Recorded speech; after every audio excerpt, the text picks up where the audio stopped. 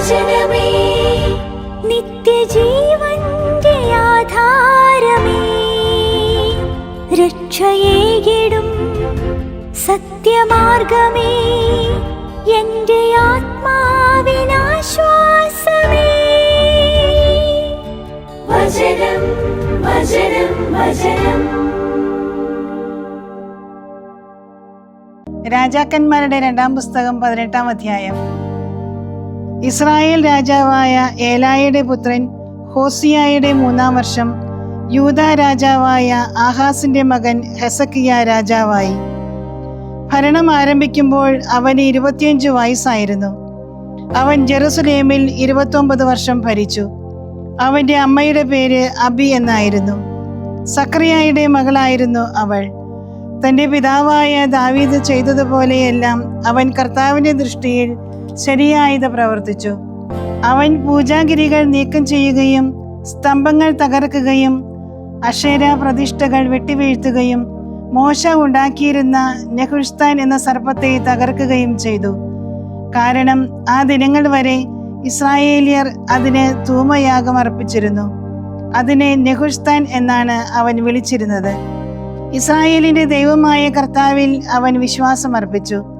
അവന് ശേഷവും അവന് മുൻപും ഉണ്ടായിരുന്ന യൂദാ രാജാക്കന്മാരിൽ ആരും അവനെ പോലെ ആയിരുന്നില്ല. അവൻ കർത്താവിനോട് ചേർന്ന് നിന്നു. അവിടത്തെ പിന്നിൽ നിന്ന് അവൻ മാറിയില്ല. കർത്താവ് മോശയോട് കൽപ്പിച്ച അവിടത്തെ കൽപ്പനകൾ അവൻ പാലിച്ചു. കർത്താവ് അവനോടുകൂടെ ഉണ്ടായിരുന്നു. പോകുന്നിടത്തെല്ലാം അവൻ ഐശ്വര്യം പ്രാപിച്ചിരുന്നു. അവൻ അസറിയ രാജാവിനെ സേവിക്കാതെ അയാളെ എതിർത്തു.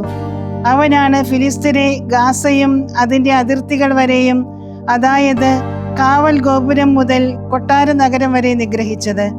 ഹെസക്കിയ രാജാവിന്റെ 4-ാം വർഷം, അതായത് ഇസ്രായേൽ രാജാവും ഏലായുടെ പുത്രനുമായ ഹോസിയായുടെ 7-ാം വർഷം, അസറിയ രാജാവായ ഷൽമനേസർ സമരിയായുടെ നേർക്ക് വന്ന് അതിന് മേൽ ഉപരോധം ഏർപ്പെടുത്തി.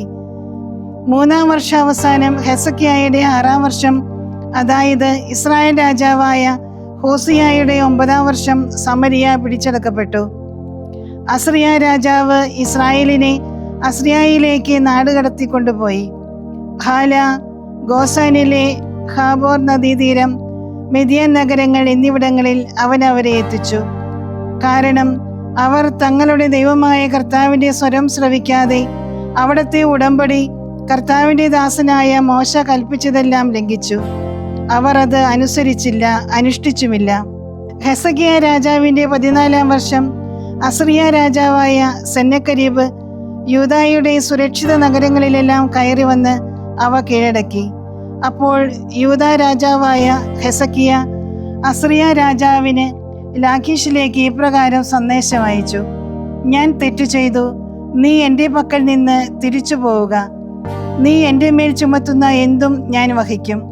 അസറിയ രാജാവ് യൂദാ രാജാവായ ഹെസക്കിയായുടെ മേൽ 300 താലന്ത് വെള്ളിയും 30 താലന്ത് സ്വർണവും പിഴ ചുമത്തി.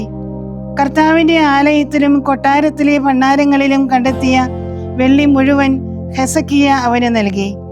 ആ അവസരത്തിൽ യൂദാ രാജാവായ ഹെസക്കിയ കർത്താവിന്റെ ആലയത്തിന്റെ കതകുകളും താൻ തന്നെ ലോഹം പൊതിഞ്ഞ കട്ടിളക്കാലുകളും മുറിച്ചെടുത്ത് അവ അസറിയ രാജാവിന് നൽകി. അസറിയ രാജാവ് ലാഖീഷിൽ നിന്ന് തർത്താൻ, റബ്സാരീസ്, റബ്ഷക്കെ എന്നിവരെ ശക്തമായ സൈന്യസമേതം ഹെസക്കിയാക്കെതിരെ ജെറുസലേമിലേക്ക് അയച്ചു. അവർ ജെറുസലേമിലേക്ക് കയറി വന്നു. അവർ വന്ന് അലക്കുകാരന്റെ വയലിലേക്കുള്ള വഴിയിൽ മുകൾ ഭാഗത്തെ കുളത്തിലേക്കുള്ള ചാലിനരികെ നിലയുറപ്പിച്ചു. അവർ രാജാവിനെ വിളിച്ചപ്പോൾ കൊട്ടാരത്തിന്റെ മേൽനോട്ടക്കാരനും ഹിൽക്കയുടെ പുത്രനുമായ എലിയാക്കീമും എഴുത്തുകാരനായ ഷബ്നായും അസാഫിന്റെ മകനും രേഖ സൂക്ഷിപ്പുകാരനുമായ യോവാഹും അവരുടെ അടുത്തേക്ക് ഇറങ്ങിച്ചെന്നു. റബ്ഷക്ക് അവനോട് പറഞ്ഞു, ഹെസക്കിയായോട് പറഞ്ഞാലും. മഹാരാജാവായ അസറിയ രാജാവ് ചോദിക്കുന്നു, നീ എന്തിൽ ആശ്രയിച്ചിട്ടാണ് ഈ ആത്മവിശ്വാസം? അധരങ്ങളുടെ മൊഴി യുദ്ധത്തിനുള്ള തന്ത്രവും ശക്തിയുമാണെന്ന് നീ വിചാരിക്കുന്നു. ആരിൽ ആശ്രയം വെച്ചിട്ടാണ് നീ ഇപ്പോൾ എന്നോട് എതിർത്തിരിക്കുന്നത്? ഇതാ, നീ ഇപ്പോൾ ആശ്രയിക്കുന്നത് ഒരുവൻ അതിന്മേൽ ചാരിയാൽ അവൻ്റെ കൈത്തലത്തിൽ തുളച്ചു കയറുന്ന കീറിയ ഈറ്റക്കമ്പായ ഈജിപ്തിനെയാണല്ലോ. തന്നിൽ ആശ്രയിക്കുന്നവർക്കൊക്കെ ഈജിപ്ത് രാജാവായ ഫറവോ അപ്രകാരമാണ്. എന്നാൽ ഞങ്ങളുടെ ദൈവമായ കർത്താവിലാണ് ഞങ്ങൾ ആശ്രയിക്കുന്നത് എന്ന് നിങ്ങൾ എന്നോട് പറയുന്നെങ്കിൽ, അവിടുത്തെ പൂജാഗിരികളും ബലിപീഠങ്ങളും തന്നെയല്ല, ജെറുസലേമിലെ ഈ ബലിപീഠത്തിന് മുൻപിൽ നിങ്ങൾ ആരാധിക്കാവൂ എന്ന് യൂദായോടും ജെറുസലേമിനോടും പറഞ്ഞുകൊണ്ട് ഹെസക്കിയ നശിപ്പിച്ചു കളഞ്ഞത്.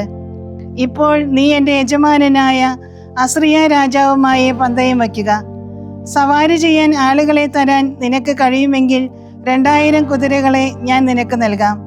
തേരിനും തേരാളികൾക്കും വേണ്ടി ഈജിപ്തിനെ ആശ്രയിച്ചിരിക്കുന്ന നിനക്ക് എൻ്റെ യജമാനന്റെ സേവകന്മാരിൽ ഏറ്റവും ചെറിയ ഒരു സേനാപതിയുടെയെങ്കിലും മുഖം തിരിക്കാൻ എങ്ങനെയാകും? കർത്താവിനെ കൂടാതെയാണോ ഈ സ്ഥലം നശിപ്പിക്കാനായി അതിലേക്ക് ഞാൻ ഇപ്പോൾ കയറി വന്നിരിക്കുന്നത്? ഈ ദേശത്തിനെതിരെ കയറി ചെന്ന് അത് നശിപ്പിക്കുക എന്ന് കർത്താവ് എന്നോട് അരുളി ചെയ്തിരിക്കുന്നു. ഹിൽക്കായുടെ മകൻ എലിയാക്കിമും ഷബ്നായും യോവാഹും റബ്ഷക്കയോട് പറഞ്ഞു, ദയവായി നിന്റെ ദാസന്മാരോട് അരമായ ഭാഷ സംസാരിച്ചാലും, കാരണം ഞങ്ങൾക്ക് അത് മനസ്സിലാകും. കോട്ടമേലുള്ള ജനം കേൾക്കെ ഞങ്ങളോട് യഹൂദ ഭാഷയിൽ സംസാരിക്കരുത്. എന്നാൽ റബ്ഷക്കെ അവരോട് പറഞ്ഞു, എൻ്റെ യജമാനൻ ഈ കാര്യങ്ങൾ സംസാരിക്കാൻ എന്നെ അയച്ചിരിക്കുന്നത് നിങ്ങളുടെ യജമാനന്മാരുടെ അടുത്തേക്കും നിങ്ങളുടെ നേർക്കുമോ? നിങ്ങളോടൊപ്പം സ്വന്തം അമേധ്യം കഴിക്കാനും മൂത്രം കുടിക്കാനും മതിലിനോട് ചേർന്നിരിക്കുന്ന പുരുഷന്മാരുടെ അടുത്തേക്കുമല്ലേ? റബ്ഷക്കെ ഉയർന്നു നിന്ന് ഉച്ചസ്വരത്തിൽ യഹൂദ ഭാഷയിൽ പ്രഖ്യാപിച്ചു. അയാൾ പറഞ്ഞു, അസ്രിയ ഭരണാധികാരിയായ മഹാരാജാവിൻ്റെ വാക്കുകൾ ശ്രവിക്കുവിൻ. രാജാവ് ഇങ്ങനെ പറയുന്നു, ഹെസക്കിയ നിങ്ങളെ വഞ്ചിക്കാതിരിക്കട്ടെ, കാരണം എൻ്റെ കയ്യിൽ നിന്ന് നിങ്ങളെ രക്ഷിക്കാൻ അവന് കഴിവില്ല. കർത്താവ് നമ്മെ നിശ്ചയമായും രക്ഷിക്കും. അസ്രിയ രാജാവിൻ്റെ കയ്യിൽ ഈ നഗരം ഏൽപ്പിക്കപ്പെടുകയില്ല എന്ന് പറഞ്ഞ് കർത്താവിൽ ആശ്രയിക്കാൻ ഹെസക്കിയ നിങ്ങൾക്ക് ഇടവരുത്താതിരിക്കട്ടെ. നിങ്ങൾ ഹെസക്കിയായെ കേൾക്കരുത്. എന്തെന്നാൽ അസ്രിയ രാജാവ് പറയുന്നു, നിങ്ങൾ എന്നോട് സമാധാന സന്ധി ചെയ്ത് പുറത്ത് എൻ്റെ അടുത്തേക്ക് വരുവിൻ. അങ്ങനെ നിങ്ങൾ ഓരോരുത്തരും സ്വന്തം മുന്തിരിയിൽ നിന്നും അത്തിവൃക്ഷത്തിൽ നിന്നും ഭക്ഷിക്കുകയും സ്വന്തം കിണറ്റിലെ ജലത്തിൽ നിന്ന് കുടിക്കുകയും ചെയ്യുവിൻ. അനന്തരം ഞാൻ വന്ന് നിങ്ങളെ ഈ നാടിന് സദൃശ്യമായ ഒരു നാട്ടിലേക്ക് ധാന്യവും വീഞ്ഞും അപ്പവും മുന്തിരിത്തോപ്പുകളും ഒലിവും തേനുമുള്ള ഒരു നാട്ടിലേക്ക് കൊണ്ടുപോകും. നിങ്ങൾ ജീവിക്കും, മരിക്കുകയില്ല. ഹെസക്കിയായെ നിങ്ങൾ കേൾക്കരുത്, കാരണം കർത്താവ് നമ്മെ രക്ഷിക്കും എന്ന് പറഞ്ഞ് അവൻ നിങ്ങളെ വഴിതെറ്റിക്കുകയാണ്. ഏതെങ്കിലും ജനതകളുടെ ദേവന്മാർ അസ്രിയ രാജാവിൻ്റെ കയ്യിൽ നിന്ന് തങ്ങളുടെ ദേശം രക്ഷിച്ചിട്ടുണ്ടോ? ഹമാത്തിൻ്റെയും അർബാദിൻ്റെയും ദേവന്മാർ എവിടെ? സെഫാർവയും ഹേന, ഇവ്വ എന്നിവയുടെ ദേവന്മാർ എവിടെ? അവർ സമരിയായെ എൻ്റെ കയ്യിൽ നിന്ന് രക്ഷിച്ചോ? ദേശങ്ങളുടെ ദേവന്മാരിൽ ആരെങ്കിലും തങ്ങളുടെ ദേശത്തെ എൻ്റെ കയ്യിൽ നിന്ന് മോചിപ്പിച്ചിട്ടുണ്ടോ? പിന്നെ കർത്താവ് എൻ്റെ കയ്യിൽ നിന്ന് ജെറുസലേമിനെ രക്ഷിക്കുമോ? നിങ്ങൾ അവനോട് മറുപടി പറയരുത് എന്ന് രാജകൽപ്പന ഉണ്ടായിരുന്നതിനാൽ ജനം മൂകരായിരുന്നു. അവർ അവനോട് ഒരു വാക്കും പ്രത്യുത്തരിച്ചില്ല. അപ്പോൾ കൊട്ടാര വിചാരിപ്പുകാരനും ഹിൽക്കിയായുടെ മകനുമായ ഏലിയാക്കിമും എഴുത്തുകാരൻ ഷബ്നായും ആസാഫിൻ്റെ പുത്രനും രേഖ സൂക്ഷിപ്പുകാരനുമായ യോവാഹും വസ്ത്രം കീറിക്കൊണ്ട് ഹെസക്കിയായുടെ പക്കൽ വന്ന് റബ്ഷക്കായുടെ വാക്കുകൾ അവനെ അറിയിച്ചു. രാജാക്കന്മാരുടെ 2-ാം പുസ്തകം 19-ാം അധ്യായം. സംഭവിച്ചത് കേട്ടപ്പോൾ ഹെസക്കിയ രാജാവ് തൻ്റെ വസ്ത്രം കീറി ചാക്കു ധരിച്ച് കർത്താവിൻ്റെ ആലയത്തിൽ പ്രവേശിച്ചു. അവൻ കൊട്ടാര വിചാരിപ്പുകാരൻ എലിയാക്കിമിനെയും എഴുത്തുകാരൻ ഷബ്നായെയും പുരോഹിത ശ്രേഷ്ഠന്മാരെയും ചാക്കു ധരിപ്പിച്ച് ആമോസിന്റെ പുത്രനായ ഏശയ്യ പ്രവാചകന്റെ അടുത്തേക്ക് അയച്ചു. അവർ അവനോട് പറഞ്ഞു, ഹെസക്കിയ ഇങ്ങനെ പറയുന്നു, ഇന്ന് ദുരിതത്തിൻ്റെയും അധിക്ഷേപത്തിൻ്റെയും നിന്ദയുടെയും ദിവസമാണ്. പുത്രന്മാർ ഗർഭാശയമുഖത്ത് എത്തിയിരിക്കുന്നു, എന്നാൽ അവൾക്ക് പ്രസവിക്കുവാൻ ശക്തിയില്ല. ജീവിക്കുന്ന ദൈവത്തെ അധിക്ഷേപിക്കുന്നതിന് റബ്ഷക്ക വഴി അവൻ്റെ യജമാനനായ അസീറിയ രാജാവ് പറഞ്ഞയച്ച കാര്യങ്ങളെല്ലാം നിന്റെ ദൈവമായ കർത്താവ് കേട്ടിരിക്കാം. നിന്റെ ദൈവമായ കർത്താവ് കേട്ട ആ വാക്കുകൾ നിമിത്തം അവിടുന്ന് അവനെ ശിക്ഷിച്ചേക്കാം. അതുകൊണ്ട് ഇവിടെയുള്ള ശിഷ്ടഭാഗത്തിനായി നീ പ്രാർത്ഥന സമർപ്പിക്കുക. ഹെസക്കിയ രാജാവിന്റെ സേവകന്മാർ ഏശയ്യായുടെ അടുത്തു വന്നു. ഏശയ്യ അവരോട് പറഞ്ഞു, നിങ്ങളുടെ യജമാനനോട് നിങ്ങൾ ഇപ്രകാരം പറയുവിൻ, കർത്താവ് ഇങ്ങനെ അരുളി ചെയ്യുന്നു, അസ്രിയ രാജാവിന്റെ ഭൃത്യന്മാർ എന്നെ അധിക്ഷേപിച്ചതായി നീ കേട്ട വാക്കുകളെ പ്രതി നീ ഭയപ്പെടേണ്ട. ഇതാ ഞാൻ അവനിൽ ഒരു അരൂപിയെ സന്നിവേശിപ്പിക്കും. കിംവദന്തി കേട്ട് അവൻ സ്വദേശത്തേക്ക് മടങ്ങും. അവന്റെ നാട്ടിൽ വച്ച് അവൻ വാളിനിരയാകാൻ ഞാൻ ഇടവരുത്തും. അസ്രിയ രാജാവ് ലാഖീഷ് വിട്ടു എന്ന് റബ്ഷക്കെ കേട്ടിരുന്നു. അവൻ മടങ്ങിച്ചെന്നപ്പോൾ അയാൾ ലിബ്നയോട് യുദ്ധം ചെയ്യുന്നതായി കണ്ടെത്തി. എത്യോപ്യ രാജാവായ തിർഹാക്കയെ കുറിച്ച് ഇപ്രകാരം പറയുന്നത് അയാൾ കേട്ടു, അവൻ നീയുമായി യുദ്ധത്തിന് പുറപ്പെട്ടിരിക്കുന്നു. അപ്പോൾ അയാൾ ഹെസക്കിയായുടെ പക്കലേക്ക് ദൂതന്മാരെ തിരിച്ചയച്ച് ഇപ്രകാരം പറഞ്ഞു, നിങ്ങൾ യൂദ രാജാവായ ഹെസക്കിയായോട് ഇങ്ങനെ പറയുവിൻ, അസ്രിയ രാജാവിന്റെ കയ്യിൽ ജെറുസലേം ഏൽപ്പിക്കപ്പെടുകയില്ലെന്ന് പറഞ്ഞ് നീ ആശ്രയം വയ്ക്കുന്ന നിന്റെ ദൈവം നിന്നെ വഞ്ചിക്കാൻ ഇടവരുത്തരുത്. ഇതാ എല്ലാ രാജ്യങ്ങളെയും തീർത്തു നശിപ്പിക്കാൻ യത്നിച്ച അസ്രിയ രാജാക്കന്മാരെ കുറിച്ച് നീ കേട്ടിട്ടില്ലേ? പിന്നെ നീ മാത്രം ഒഴിവാക്കപ്പെടുമോ? ഗോസാൻ, ഹാരാൻ, റേസെഫ് എന്നിവയും തെലാസറിലെ ഏദേന്യരെയും എൻ്റെ പിതാക്കന്മാർ നശിപ്പിച്ചപ്പോൾ ആ ജനതകളുടെ ദേവന്മാർ അവരെ രക്ഷിച്ചോ? ഹമാത്ത് രാജാവും അർബാത്ത് രാജാവും സഫാർവയും ഹേന, ഇവ്വ എന്നീ പട്ടണങ്ങളുടെ രാജാവും എവിടെ? ദൂതന്മാരുടെ കയ്യിൽ നിന്ന് കത്തുകൾ വാങ്ങി ഹെസക്കിയ അവ വായിച്ചു. കർത്താവിൻ്റെ ആലയത്തിൽ കയറി ഹെസക്കിയ അത് കർത്താവിൻ്റെ മുൻപിൽ തുറന്നു വച്ചു. ഹെസക്കിയ കർത്താവിൻ്റെ മുൻപിൽ പ്രാർത്ഥിച്ചുകൊണ്ട് പറഞ്ഞു, ഇസ്രായേലിൻ്റെ ദൈവമായ കർത്താവേ, കെരൂബുകളുടെ മേലിരിക്കുന്നവനെ, അങ്ങാണ് ദൈവം. അങ്ങയുടേത് മാത്രമാണ് ഭൂമിയിലെ രാജ്യങ്ങളെല്ലാം. അങ്ങാണ് ആകാശവും ഭൂമിയും സൃഷ്ടിച്ചത്. കർത്താവേ, അങ്ങയുടെ ചെവി ചായ്ച്ച് കേൾക്കണമേ. കർത്താവേ, അങ്ങയുടെ കണ്ണുകൾ തുറന്നു കാണണമേ. ജീവിക്കുന്ന ദൈവത്തെ അധിക്ഷേപിക്കാൻ ഒരുവനെ പറഞ്ഞയച്ച സെന്നക്കെരീബിന്റെ വാക്കുകൾ കേൾക്കണമേ. കർത്താവേ, അസ്രിയ രാജാക്കന്മാർ ജനതകളെയും അവരുടെ ദേശങ്ങളെയും സത്യമായും ശൂന്യമാക്കിയിരിക്കുന്നു. അവരുടെ ദേവന്മാരെ അഗ്നിയിലെറിഞ്ഞിരിക്കുന്നു. കാരണം മനുഷ്യന്റെ മരത്തിലും കല്ലിലുമുള്ള കരവേലയല്ലാതെ അവ ദൈവങ്ങളായിരുന്നില്ല. അവർ അവ നശിപ്പിച്ചു. ഞങ്ങളുടെ ദൈവമായ കർത്താവേ, അവന്റെ കയ്യിൽ നിന്ന് ഇപ്പോൾ ഞങ്ങളെ രക്ഷിക്കണമേ. അങ്ങനെ അങ്ങ് മാത്രമാണ് കർത്താവായ ദൈവമെന്ന് ഭൂമിയിലെ എല്ലാ രാജ്യങ്ങളും അറിയട്ടെ. ആമോസിന്റെ പുത്രനായ ഏശയ്യ ഹെസക്കിയായ്ക്ക് ഇപ്രകാരം സന്ദേശം അയച്ചു. ഇസ്രായേലിന്റെ ദൈവമായ കർത്താവ് അരുളി ചെയ്യുന്നു, അസ്രിയ രാജാവായ സെന്നക്കെരീബിനെ കുറിച്ച് നീ എന്നോട് പ്രാർത്ഥിച്ചത് ഞാൻ കേട്ടിരിക്കുന്നു. കർത്താവ് അവനെക്കുറിച്ച് അരുളി ചെയ്ത വചനം ഇതാണ്: നിന്നെ കനികയായ സിയോൻ പുത്രി നിന്ദിക്കുന്നു, അവൾ നിന്നെ പുച്ഛിക്കുന്നു. ജെറുസലേം പുത്രി നിന്റെ പിന്നിൽ തലയാട്ടുന്നു. നീ ആരെയാണ് പരിഹസിക്കുകയും നിന്ദിക്കുകയും ചെയ്തത്? ആർക്കെതിരെയാണ് നീ ശബ്ദമുയർത്തിയത്? നീ ഗർവോടെ നിന്റെ ദൃഷ്ടികൾ ഇസ്രായേലിന്റെ പരിശുദ്ധനെതിരെ ഉയർത്തി. നിന്റെ ദൂതന്മാർ മുഖേന നീ കർത്താവിനെ പരിഹസിച്ചുകൊണ്ട് പറഞ്ഞു, എന്റെ അസംഖ്യം രഥങ്ങൾ കൊണ്ട് ലെബനാന്റെ പാർശ്വങ്ങളിലുള്ള പർവ്വത ശൃംഗങ്ങളിലേക്ക് ഞാൻ കയറി. അതിൻ്റെ ഉയർന്ന ദേവദാരുക്കളും വിശിഷ്ടമായ സരളമരങ്ങളും ഞാൻ വെട്ടിവീഴ്ത്തി.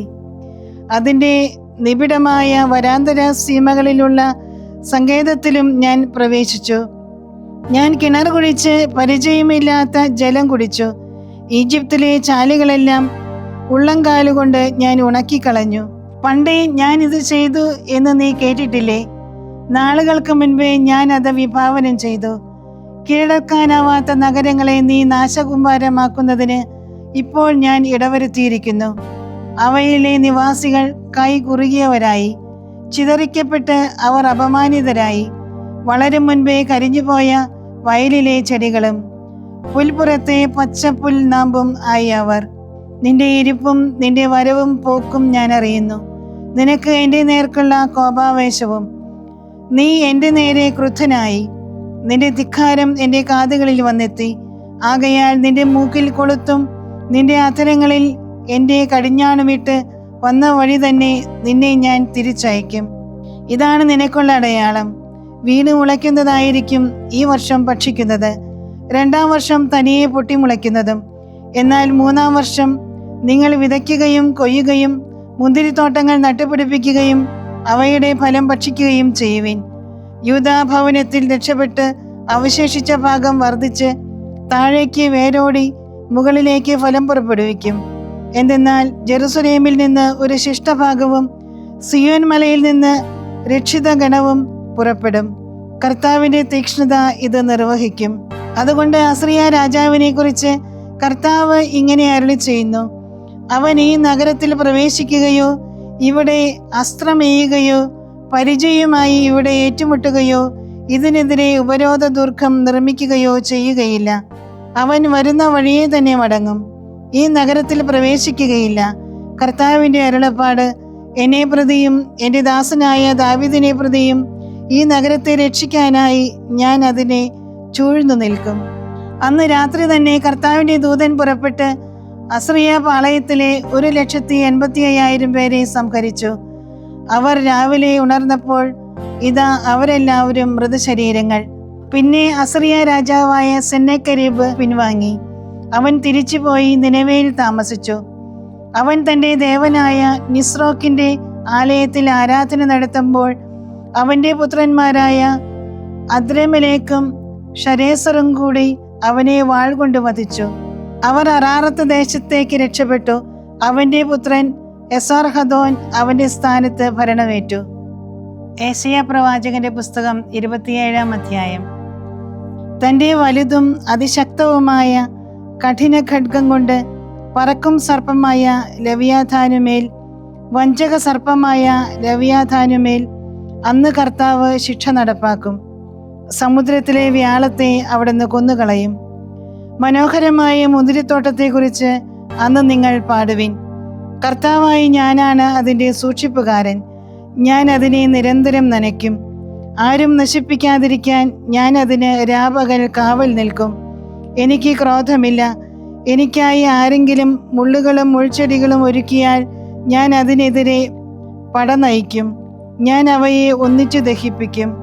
അല്ലെങ്കിൽ അവൻ എൻ്റെ സംരക്ഷണം തേടട്ടെ. അവൻ എന്നോട് സമാധാനം സ്ഥാപിക്കട്ടെ. സമാധാനം എന്നോട് സ്ഥാപിക്കട്ടെ. ഭാവിയിൽ യാക്കോബ് വേര് പിടിക്കും. ഇസ്രായേൽ പുഷ്പിക്കുകയും ശാഖകൾ വിരിക്കുകയും ചെയ്യും. ലോകമാകെ ഫലം കൊണ്ട് നിറയും. അവനെ പ്രഹരിച്ചവരുടെ പ്രഹരം പോലെയാണോ അവിടുന്ന് അവരെ പ്രഹരിച്ചത്?